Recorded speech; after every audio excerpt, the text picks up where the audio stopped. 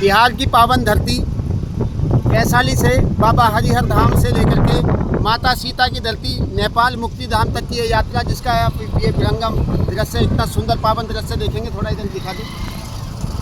और ये जंगलों से होती हुई अब लगभग हम भारत की सीमा से नेपाल की सीमा में प्रवेश कर रहे हैं। और बस इतना ही संदेश देना चाहते हैं कि अपना ये समस्त भारतवर्ष, जिसको हम माता सीता की धरती कहते हैं, ये राजा जनक की धरती है। और एक युग था, अब से लगभग 10 लाख वर्ष पूर्व आज के सारे इतिहासविद की खोपड़ी घूम जाती है और फिर वो कह देते हैं ये सब काल्पनिक बातें हैं। आज से लगभग 10 लाख वर्ष पहले माता सीता जी का जन्म नेपाल में हुआ और भगवान राम जी का जन्म अयोध्या में हुआ।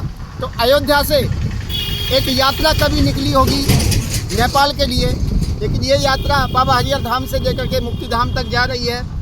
10 लाख वर्ष पहले जैसी सनातन की यात्रा निकली, आज वही सनातन की यात्रा बिहार से नेपाल की तरफ जा रही है। और जिसका ये बहुत ही सुंदर दृश्य देखेंगे। बस उद्देश्य इतना ही है कि भारत के हर जनमानस के अंदर, नेपाल के बालक बालक के अंदर, बिहार के बालक बालक के अंदर भगवान राम जी और माता सीता जी की सनातन वैदिक संस्कृति प्रतिष्ठित हो। जैसे माता सीता जी ने गुरुकुल में पढ़ करके वेद वेदांगों को, उपनिषदों को, यज्ञ की संस्कृति को, गौ माता की संस्कृति को आत्मसात किया। वो सब प्रकृति प्रेमी लोग थे।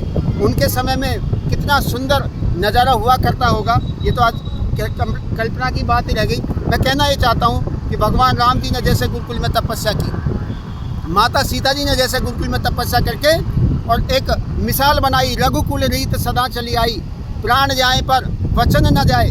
भगवान राम जी का और लक्ष्मण जी का कैसा भ्रातृत्व भाव था, उनके अंदर कैसी ब्रदरहुड थी। तो हम इस भाईचारे की भावना को जन जन तक पहुँचाएँ। आज हमारे परिवार यदि राम जी के सच्चे उपासक बनेंगे और माता सीता जी के सच्चे उपासक बनेंगे तो हमारे घरों में जो युद्ध छिड़ा हुआ है, हमारे संबंध खराब हो रहे हैं, तो इन संबंधों को हम पुनः स्थापित कर पाएंगे। इस यात्रा का यही उद्देश्य है। आइए हम अपनी संस्कृति से जुड़ें, भारत से जुड़ें। इन शुभकामनाओं के साथ जय श्री राम, जय सनातन, जय भारत।